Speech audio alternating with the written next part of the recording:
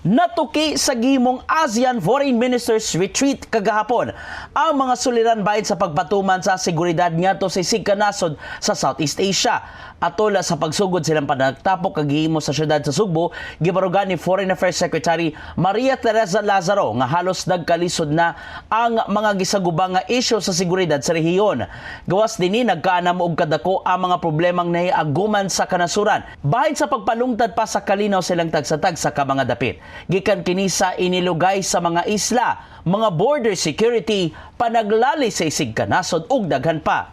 Pipila sa mga nasabutan mao ang pagila sa nasod sa Myanmar isip sakop sa ASEAN ug pagpahunong sa Code of Conduct sa ASEAN ngadto sa China. Maong ipatigbabaw sa isig kanasod ang pagdaod sa mga balaod sa kalibutan nga may sumbanan sa ilang katungod. Tauron usab ang mga nahimong kasabutan tali sa ASEAN ug ubang mga nasod bahin sa seguridad. In the heart of changing lives, kini si Brigada Gian Navarro alang sa 90.7 Brigada News FM Cebu, the Music and News Authority.